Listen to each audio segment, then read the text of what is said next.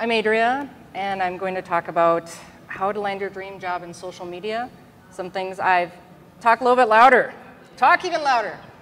It's important to have a voice in social media that's loud. So I'm going to talk about some things I've learned and what I've observed. And if you want to land a job in social media, here are some tips. I personally don't work in social media.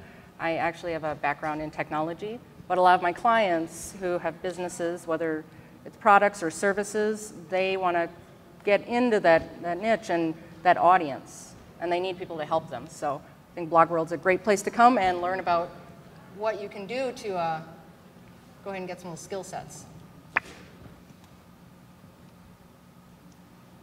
So if we listen to the government, we have this unemployment rate of 9.2%. It sounds pretty scary. It's pretty high up there if we look at the last 5, 10, 20 years. And they're saying, oh, there's no jobs. You should really be appreciative of the job that you have right now. Don't do anything to lose it. Even if you hate your boss and you hate where you work and they actually are paying you less and making you come in 45 hours a week now. So people who are out of work, they're looking for a job, but they're freaked out. Who wants to go ahead and update their resume? Or then you go to the interview and then they don't call you back. What do you do then? Well, I think that there is an alternative in social media jobs. So we will look at some of those. I want to use the analogy of a pizza because pretty much everyone has probably eaten a pizza here, right? Who has not eaten a pizza? Okay, one person has never eaten a pizza. Okay, how many people have ever ordered a pizza? Okay, quite a few. It's just like today then. So with ordering a pizza, you look at the menu, right? You order it, and then you eat it. It's pretty much the same with getting a job in social media. You look at the jobs that are out there, kind of figure out what you want, make the order, and then you take the action to get the job. Sometimes people think with social media jobs, it's just going to be startups or companies that deal with marketing and PR, but actually governmental agencies are hiring social media folks, Fortune 500s, small businesses, even though they always complain, I don't have a budget, they do.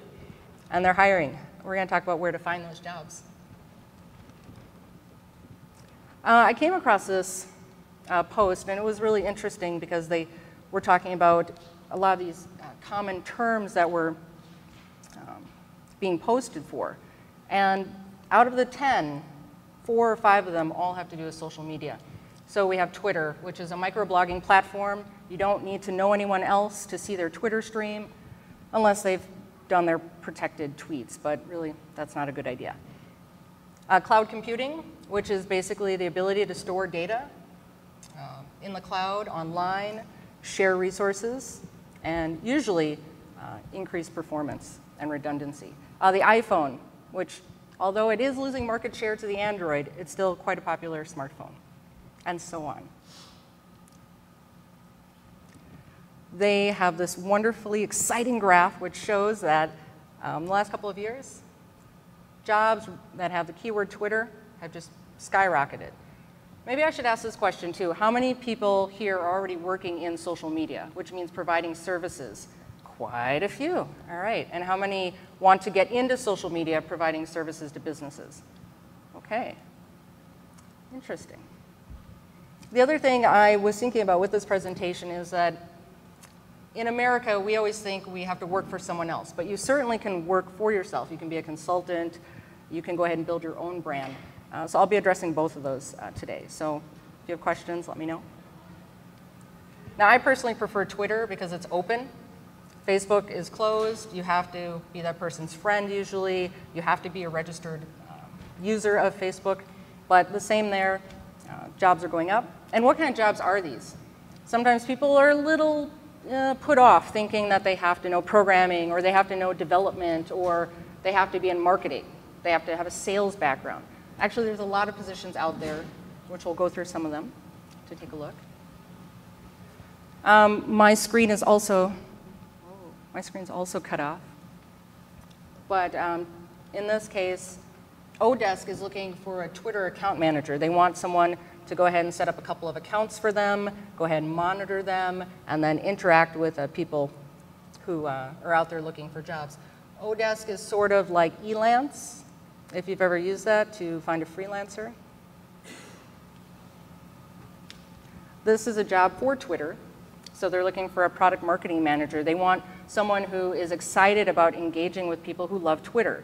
How can we get people to use Twitter more often in other parts of their lives? So I don't know, I think that sounds pretty cool. Also things like technical support. So regular IT jobs, HR, anything that you would find in a normal company, you can find in social media as well. I think it's a really good transition point too. So if you are starting to kind of get your feet into social media, but you're not really sure that you want to be on there blogging and tweeting for someone else, you can start off with a job that you're already comfortable with. Especially in technology, exploring transferable skills before you apply for new jobs is a big step for people. And I think the same can be done with social media. So here are some positions that are specific to social media. Doing the strategy to help a company figure out maybe the first couple of social media platforms they need to enter into, what they would be doing once they're there, helping them find their voice, maybe communicating on their behalf, ghost tweeting and all those wonderful things, writing copy. Campaign manager, so having a targeted, focused effort. Maybe it's time related, maybe it's event related. Branding, although it says anding, it does say branding. But helping a company have a consistent message across not just social media, but across all of their product marketing, anything they mail out, email out, even signatures, so that when customers interact, they feel comfortable. And evangelist, which I really like, so you usually see evangelists at places like Blog World. They come representing their company, and they usually have really cool stuff, like Betsy Weber from TechSmith has sporks. So if you see her, ask her for a titanium spork. And their goal is to help educate you about the brand, but also to make you feel good about the brand, as long as marketing has already done their part. Training is also a big thing with social media. Everybody's trying to figure out how to use Twitter and Facebook and all these other, I think there are about 300 social media platforms out there. Most of us use less than 10. Monitoring and analysis, that's very important. Everybody's talking about ROI. So after you kind of get the campaign going, you spend the money, you hire the folks, now what? Is there a result? Are people converting? So people who are more analytical, more logical, usually focus on the analytics. Event planning, like for Blog World, for example, would tie into logistics. Any sort of fundraisers and things like that. So that's a huge need in social media. Because what happens is people who just love to use the tools, bloggers, people on Twitter, they're ending up running these events. And sometimes that works, but sometimes it doesn't. And volunteer coordinator, because we all know that we have to get people organized and in order.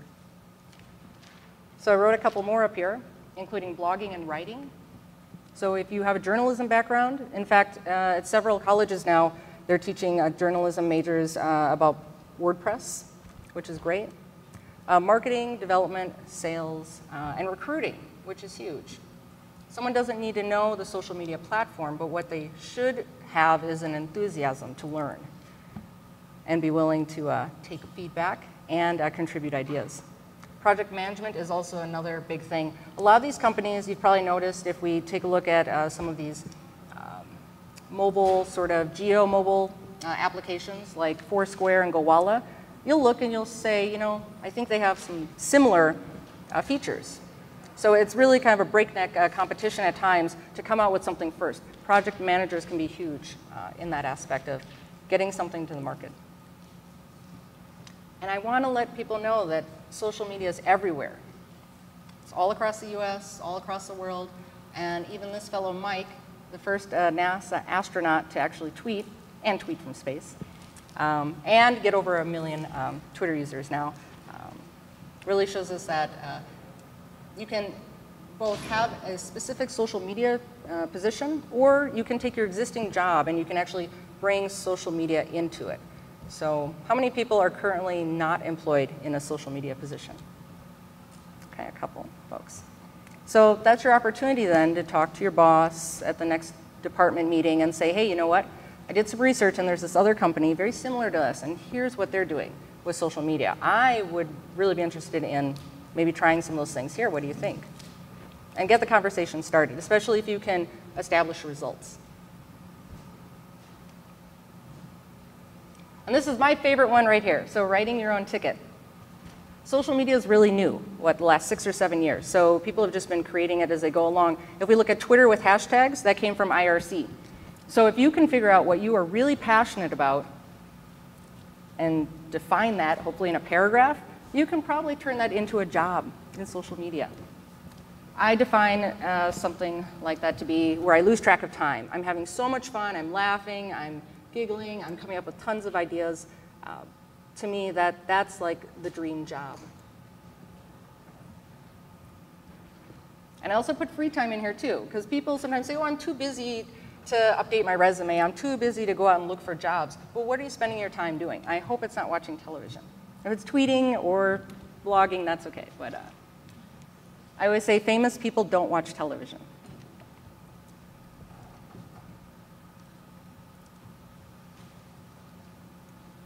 And so here are some resources for finding social media jobs. Everything from Mashable, which has its own list, to VentureLoop, which lists a lot of startups. LinkedIn as well. It's not just for listing your profile, but it also has a section for jobs as well. And of course, some of the older ones like Monster and Career Builder also have social media areas in which you can find positions. Now, you have to consider who's writing these job descriptions. They could be people who are really hip and into social media, but most likely not. Most likely they're people who work in HR and write all of the job descriptions for everybody. So they may be sort of vague. They may contain lingo that they don't understand either. And so be prepared when you go to that interview. You are there to wow them. I know I've certainly worked IT jobs where I read the description and I'm thinking, Windows 98. Well, it's 2005. Why would I need to know that? So the same thing is certainly true here. I worked with one client, and it was really important to them when they got their YouTube page set up that they had a custom background because they thought that would draw more traffic. But in a lot of cases, like with YouTube, people are viewing the embed somewhere else. So they're not at the actual YouTube homepage. And FlipDog, the last one, was specifically for social media jobs. So those links are all located there at the bottom.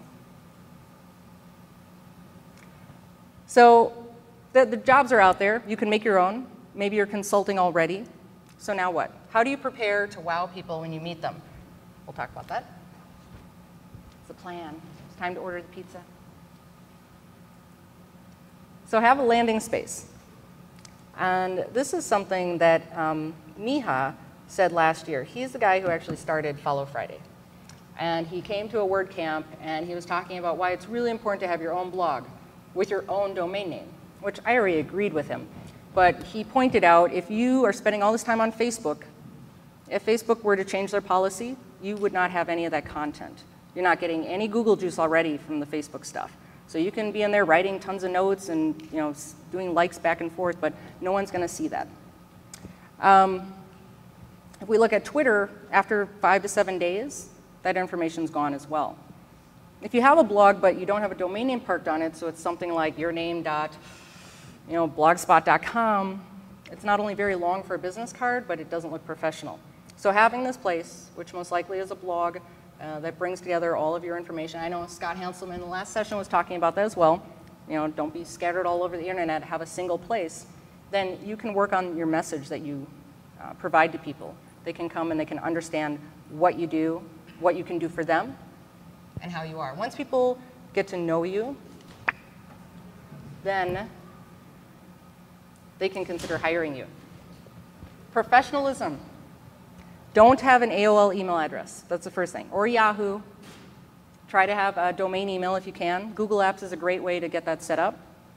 You can read instructions online about doing that. Minimally, at least, Gmail. Business cards, another huge thing. Moo isn't here this year, moo.com. But they make really great business cards. Maybe you've seen the mini ones. They also have regular full-sized. Okay, I see a hand up saying yes. Okay, great. I've been using Moo business cards now for over a year, and whenever I hand them out, people are like, wow, this is kind of nice. Moo? Moo.com. Like a cow, yes, but they do business cards instead. And they initially got their traction because they did a promotion with Flickr, and they said, you can pick any photo you want on Flickr, and we'll send you some free cards. And so their name got out. I thought it was a great promotion. So when you hand that business card over, it shouldn't have ink that's been bled out. It shouldn't have little perforated lines on it. You shouldn't say, hold on, let me cross this address or this number out and give you a new one. Usually for 25 bucks, you can get some new business cards. So I would really suggest that, because that's the first impression that someone gets. And also having like a business card holder. I just got one actually a year ago. So then the edges aren't crumpled. And essential information. A single website, hopefully, your phone number, your email, and maybe you have a tagline or a phrase. You don't want it to be too busy. Too busy, then people may discard it. And when you meet people, that's your other opportunity too. You meet them, say their name, and in a couple of words, you should be able to tell them not what you do, but how you could potentially help them or someone that they know. That's going to stick with them much more than, oh, and I do this, and I fix this. I know I struggled with this problem being an IT person, because I would say I could fix anything. But people then come to me and say, I think I have something broken. So I began instead to say, I can help you if this is your issue. I can solve this sort of problem. I began to package my services. And once I did that, my clientele started getting better. So I didn't get so many people who were also vague. I got people who were more specific. So certainly for professionalism. Also on your blog, you should have a nice theme, or on your site, something not too busy, not too distracting, no animated GIFs. And once you're in social media, this is kind of what I say to my clients and people who are just starting. I have a lot of tech friends who really hate social media still, because like me, they thought it was about marketing and PR. I was dragged onto Facebook by a customer who kept inviting me over and over and over. So I'm like, okay, fine, I will go on this Facebook thing. I really didn't participate though. Same for Twitter. March of 2008, I was participating in the Women Who Tech Online Summit, and they said, we're gonna be on Twitter. And I said, okay, fine, I'll sign up for this Twitter thing. I don't think I used it right that day, but I was on it. It took about 6 months for me to actually start using it. And then actually, with Scott Hanselman, I was creating a new avatar, because I could tell everybody online had avatars, and I wanted a new one. And so I did a little blog post, because that's what you're supposed to do a little blog post and ask people, what do you think? And so Scott Hanselman retweeted me, and I got like 350 visitors in like the next 2 hours. And that was more than I got in a month at my blog. And I was like, whoa, this social media stuff works. I need to learn about it immediately. So it's good to see him here. But yeah, when you get on there, you get on the social media, don't start pushing out a message and talking about yourself and stuff. Try to see what other people are doing. So like with the game of baseball, that's why I have a baseball up here. I still don't really understand baseball. I mean, I know there's 9 innings and stuff, but you can learn a lot just by watching. You don't have to read the rule book.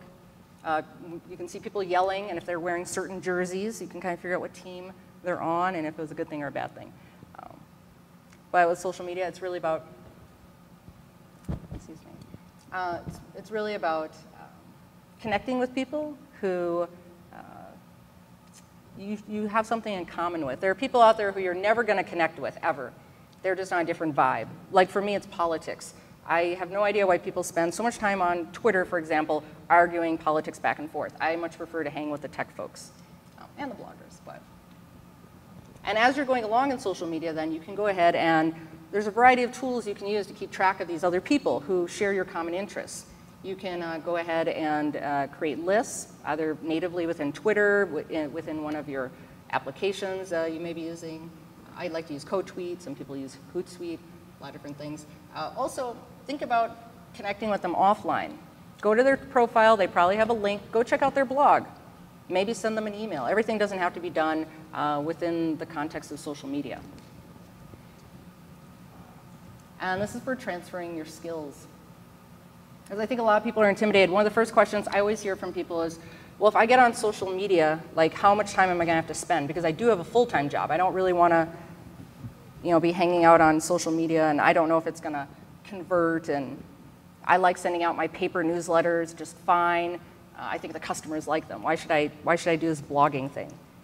And so oftentimes I'll have people make a list of all their skills within their primary job. One example certainly is with journalism. Another one here with the plates is someone who does event planning or does weddings. Any sort of thing where you're actually organizing people's places and times. Very valuable within social media. And that's why I think like the wine industry in social media is so big, because they're already pretty good at that, having people come for wine tours and setting up promotions. So defining your value. We probably all have seen the social media douchebag website, or seen the top 10 list about what makes one, or how to qualify someone who says they're a social media expert. If you are entering into social media, or if you're already there, really come up with something unique about why do you stand out, what makes you different. Maybe you are focusing on a specific industry. Great, okay, that's good. But past that, what else? What is unique about how you deliver your service or product? Can you come up with something new and exciting?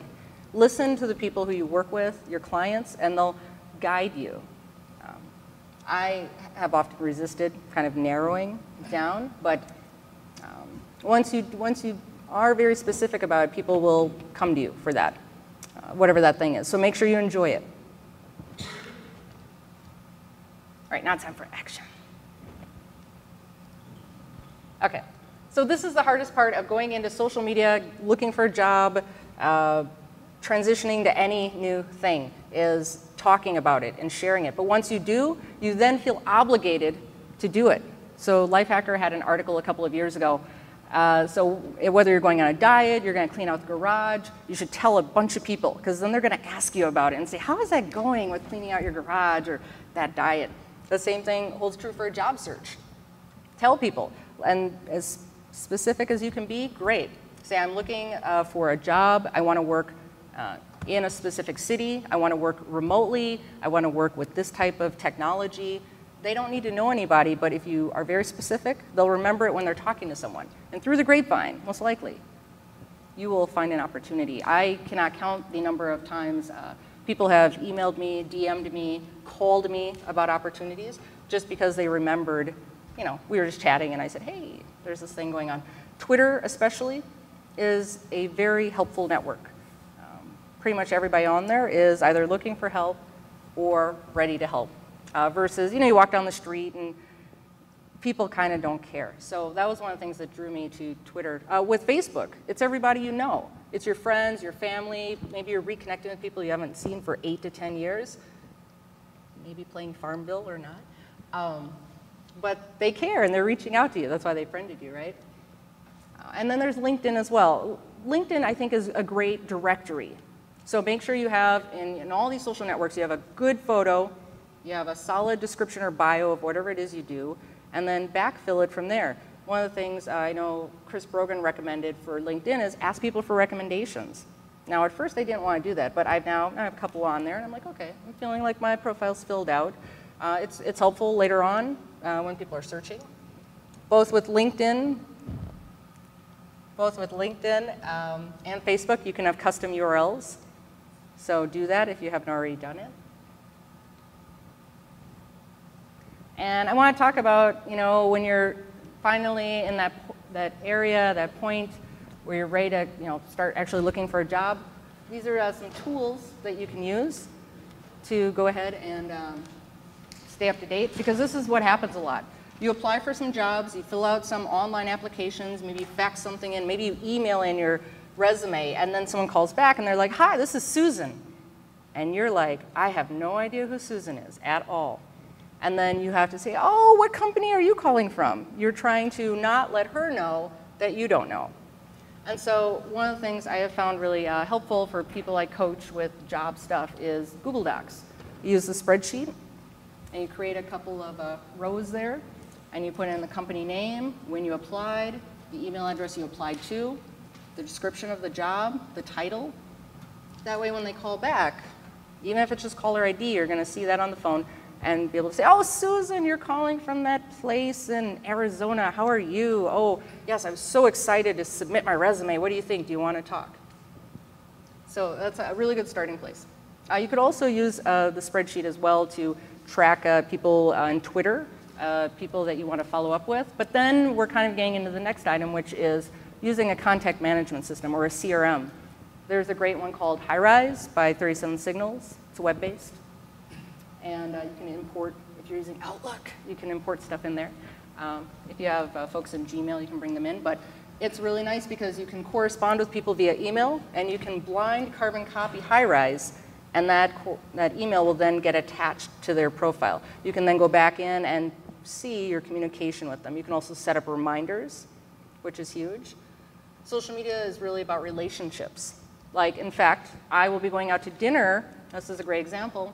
I'm going out to dinner and probably to see the Bodies exhibit with someone who I met 3 months ago from someone else I met who invited me to a conference for her book, who I met her from another person I met at another conference all the way from last year. And so we're all friends now. It's awesome. I think people feel a closer bond in social media than they do in real life. Someone who you worked with, not such a big deal, but if they're your Twitter friend, you'd be willing to help them. And Google Voice, a great way to remain professional, yet go ahead and route those incoming phone calls. One of the things people worry about if they're already employed is getting that call at work. You can certainly say, though, oh, I'm so glad you called. Can you just hold on 1 minute? Or could I give you a call right back? And then finding a quiet place to talk. But especially with Google Voice, you can go ahead and have it routed somewhere else. They don't have to listen to your dog barking. They can listen to your custom voicemail. This is a really huge thing I think people don't do enough in social media because it's really scary. I mean, who wants to ask someone else to help them, right? You kind of are hoping that someone will just notice you and then tap you. You'll get this magic email saying, oh, we totally want you to do whatever. You have to be proactive if you really want to be successful in life and in social media. And so this is huge, asking for introductions. I did that, in fact, just 2 weeks ago. And it is a little terrifying, but it's okay, because it usually gets results. So you know someone, and you guys are friends, and you maybe know that they know someone, or not. You could simply say, I would really like to know more of these people. Do you maybe know someone like that? And they will recommend you. I've written several letters of recommendation. I introduce two people, and I say, here's this person I know, and here are like the last 3 things they've done. Here's what they're known for on the internet. Let me introduce you to so-and-so, last 3 things they've done, what they're known for on the internet. And so it makes me feel good to be able to introduce people who can collaborate. Now, once you are introduced, now what? Ask them to go for coffee, check out their blog, see if there's something that you can contribute or share. Ask for an informational interview, which is old school from getting a job anyway. You find out what someone does, how they got into that position, what are they looking to move into for their next position. People are usually more than happy to share this type of info, as well as opportunities. Now, whether they're consulting or working full-time, they may not have something for you, but if they have a good first impression with a nice business card with no AOL.com on it, then they may recommend you on to someone else. So one of the things I do now that I'm in San Francisco is I can't go to a lot of these events. So if I get an email with an invite, I'll just forward it to other people. And then they feel kind of warm and fuzzy about that, even if they can't go either. And so we just do that reciprocally. All right, and there's my take it offline. But it looks like it could be make it flying. So I was just talking about this. I can't stress enough the importance of going to conferences, talking with people on the phone. Take them out of the social media context and email them, because you can have just such a deeper connection with people. Skype's great because you can do text chat, you can do voice, or you can do video. So 2 years ago, some of my clients were like, oh, we don't see you enough, Adria. I'm like, oh, well, I'll just get a webcam. That'll work great. But that actually turned into me doing a regular show online versus talking to my clients. But now several of my clients also have webcams, and so we can chat about technology. But yeah, we're humans. We like sitting around the fire, talking about things, so it's no different here. So this is a guy who I think has it right, Rick Bakas. And I totally DM'd him, and I said, I'm going to put you in my presentation. He's like, I hope it's good. I'm like, yes, it'll be good. So I think Rick has a social media dream job. I met him at South by Southwest this year through someone who I knew, and they said, oh, you have to meet my friend Rick when you're there. So there's his Twitter handle. He has 46,000 followers, but not as important as the fact that he has a clout score of 67. Who here has checked their clout score? A couple people. Okay, so clout measures the influence on Twitter. It's not about the number of followers, but it's about who's following you, how you are engaging with other people. Are they engaging back? It's not just about retweets. There's several factors. In fact, CoTweet, which is a web-based Twitter client, has integrated clout. I wonder if MailChimp has too, maybe. Anyway, so his clout score is 67. That's really good. Most people have clout scores between 15 and 30. The rock stars of Twitter have clout scores of 70 and above. So it's really hard in the middle to move up. That's his website. Sorry, and he blogs there about food and wine. And so he is, I see it says the directory, not the director, of social media for St. Supery, which is a wine. And so he holds a lot of events. He's tweeting all the time. He's sending emails. He's collaborating with other people. And since he's in the wine industry, what goes good with wine? Cheese, bread. So he's working with other people within that vertical market to create a complementary events. But he's very fun. The event that I attended, it was great. It was, I say, it beat Gary Vee's wine party at South by.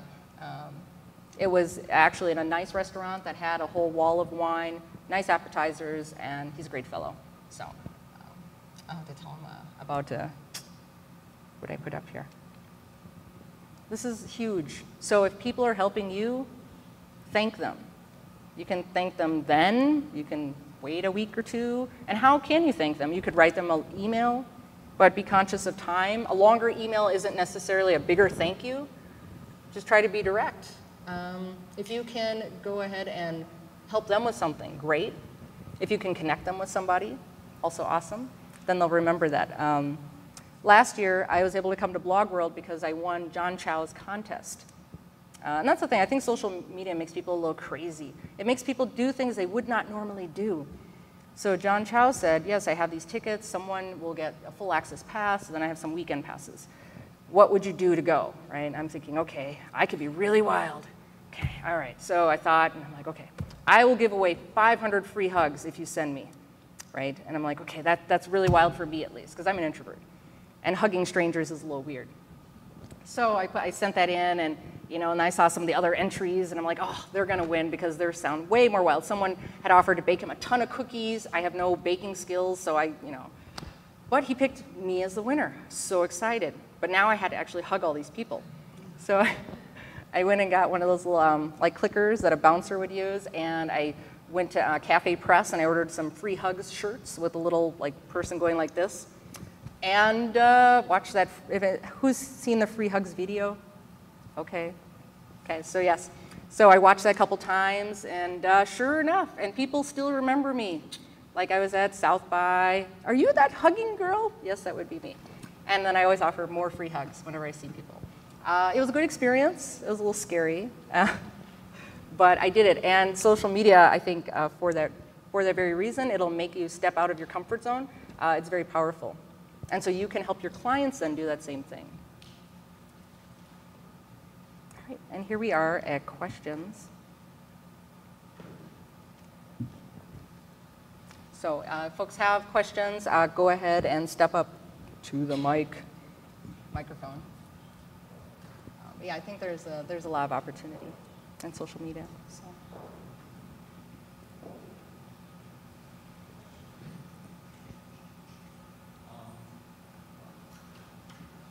What would you say has been the most important thing you've done to get, I know we're talking about social media success, but what do you think has been really critical in your career path? For me, it's been networking. Like, I don't remember, like, so for Scott Hanselman, I don't remember how we connected on Twitter, but we did. And then so he saw my tweet about, you know, which avatar do you like better? And after I got all those visitors, I was like, well, thank you. You know, I think that's it. Same with the Women Who Tech. I wanted to try something new. They were having this telesummit, and they said these are the tools that we're going to use, and one of them is Twitter. And I thought, oh God, I don't want to. But it's really connecting, and in person, because I know bloggers who, they don't go to any conferences. So you can read their blog posts, but you never ever see them. So it's really important, whether they're local meetups or they're larger conferences like this. Do what you can to get there, especially for Blog Her, if anybody has heard of that. I mean, the ladies who go to that, they get sponsored up. I mean, they will have like 5 sponsors so that they can go. I think it's really worth it. Great, thank you.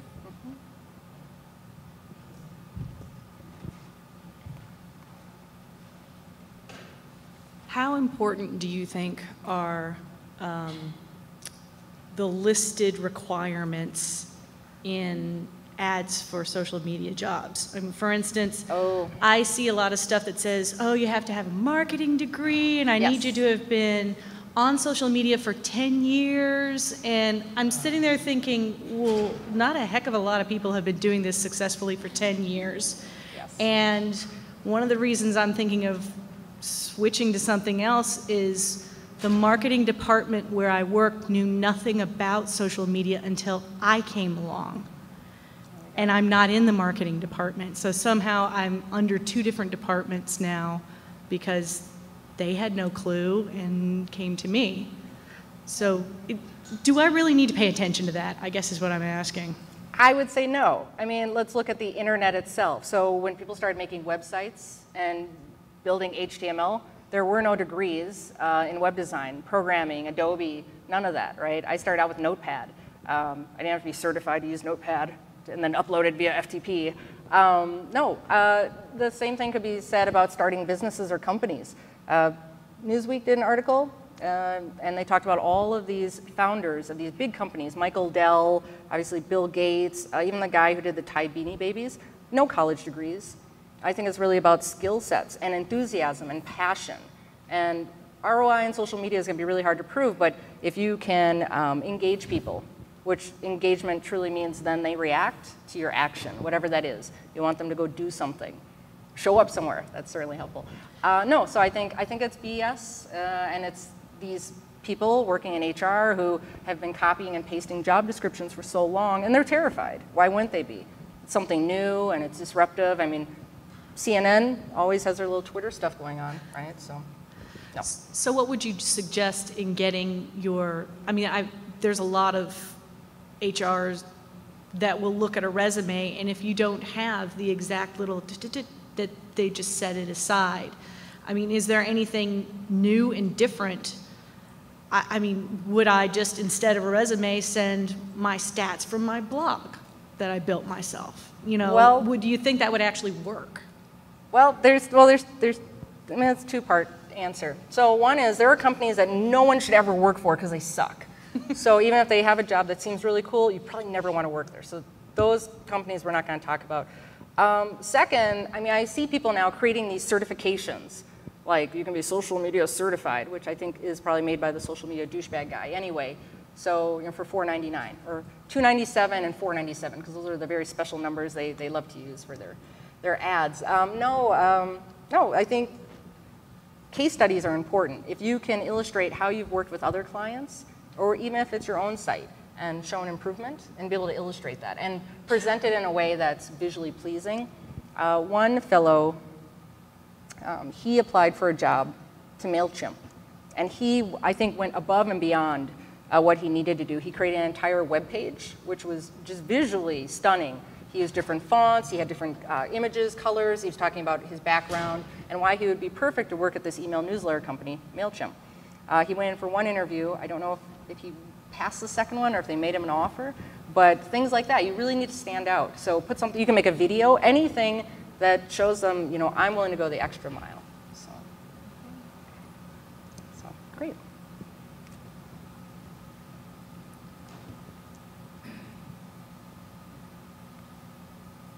So I know we still have some time here, maybe about 10 minutes. So if folks have additional questions, feel free to ask.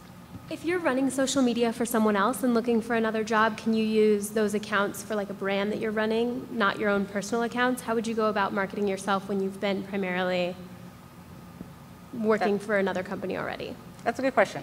So there, especially with nonprofits, for example, they have a central account, and then that's where the tweets come out of. If you could illustrate then, if you are like ghost tweeting for a company, illustrate what happens to some of those tweets. Or you could even show the evolution of tweets. I'm sure we've all seen horrible tweets, like they're cut off, they're misspelled, so maybe do some screen grabs of those and then say, but look how wonderful my tweets are. They're only 120, there's lots of space for retweeting. If you can do something like that to illustrate progress, or how many people retweeted, or if you're, like Scott talked about, using Bitly to track clicks on URLs, then if you can show more engagement, I think those are things that people will value. The scary thing about social media is, does it really even do anything? I talked to this company last year, because I used to live in Minnesota in the Midwest. I've now moved to San Francisco. And this company said to me, they wanted help with their WordPress blog, but they said, oh yeah, we just spent $50,000 on a Facebook campaign. And yeah, and they were a nonprofit. And I just was like, wow, that's a lot of money. There could be a lot of jobs.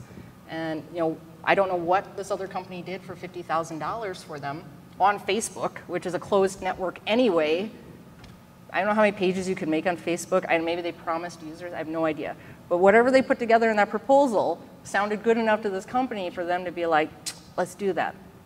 So, but yeah, just proposals, that's another thing I think that's a challenge for people who are consulting or looking for jobs. Pitching yourself. So a proposal should explain how you would get something done without giving it away, how you would do it. You illustrate the client's problem, their pain point, and then here's how I can help with that. But you don't detail it step by step. Yeah. So that's what I would say, but it certainly can be a challenge. So showing progress, and yeah, if you have your own Twitter account. But that's the other thing too, if you, let's say you play music, and you're just not a rock star yet. You may not have a lot of Twitter followers, you may not have a lot of traffic, but if you're working for a company, maybe they have the revenue and resources to really help, you know, kind of build that up. So yeah, use them. Of course, check your contract you signed as well. So great. Well, I will have cards up here. Okay. Do you think it's worth, for some of these people looking to break into social media, do you think it's worth them volunteering and doing stuff for organizations on the side? Yes, in some cases, but in other cases, there are a lot of companies that are willing to take advantage of people, or like this summer they were talking about, you know, how social media is different during the school year than it is during the summer, because during the summer the interns all run the social media programs for a lot of corporations and nonprofits. Social media isn't always taken seriously by companies, so then they're willing to outsource what really is one of their most important voices on the internet, and it may be the initial contact for someone with their organization. So if you define it, or if they have a specific kind of internship thing, but don't let them make you their workhorse. I've talked with a lot of people who are trying to, like, they're like, well, should I charge per tweet, or, you know, how should I do this? Or social media managers working 60 hours. That doesn't make any sense either. Monitoring all the time. So I think it's not always appreciated by all companies. So find a company that you vibe with, and hopefully they already have some people in place, and then maybe you could join in. So don't be the first social media person they have if you're volunteering. So, because you want to be able to learn structure and workflow as well, and strategy. That's what the larger companies can give you. So, yeah. Okay, great. Well, I'll have some cards up here, and then if folks have questions, they can come up and let me know.